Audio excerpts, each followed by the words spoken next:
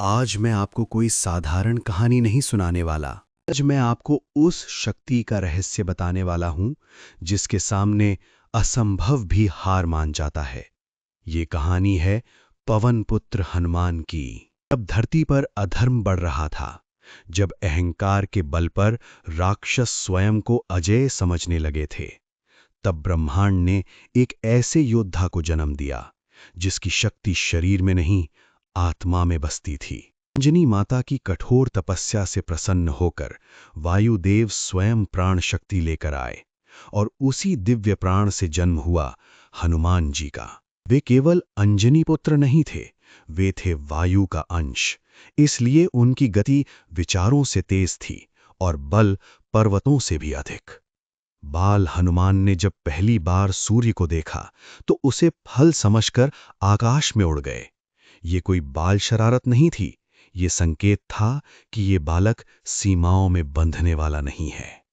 इंद्र के वज्र से वे मूर्छित हुए और तभी वायुदेव ने प्राण वायु रोक ली।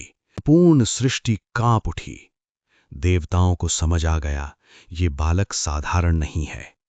तभी ब्रह्मा, विष्णु, शिव और सभी देवताओं ने हनुमान जी को वरदान दिए। कोई उन्हें अस्त्रों से अजेय बना गया, कोई अमरता का आशीर्वाद दे गया, ऐसा वरदान दे गया कि उन्हें कोई भी ब्रह्मास्त्र नष्ट न कर सके। लेकिन हनुमान जी की सबसे बड़ी शक्ति इन वरदानों में नहीं थी। युवा होने पर उन्होंने शक्ति का घमंड नहीं किया, उन्होंने तपस्या को चुना। उन्होंने शिव की आराधना की, गुरुओं की सेवा की। उनकी तपस्या से प्रसन्न होकर माता जानकी ने उन्हें अष्ट सिद्धियां और 9 निधियां प्रदान की। वे अणु से भी छोटे बन सकते थे और ब्रह्मांड जितने विशाल भी। वे पर्वत उठा सकते थे और सूक्ष्म कण बन सकते थे।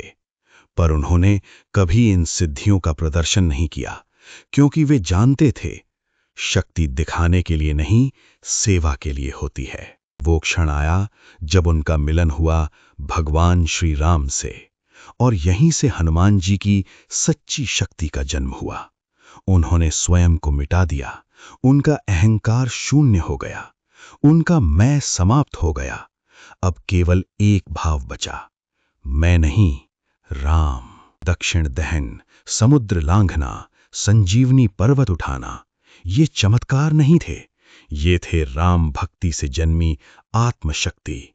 जब मन में डर नहीं होता, जब लक्ष्य केवल सेवा होता है, तब शरीर अपने आप अकल्पनीय कार्य कर जाता है।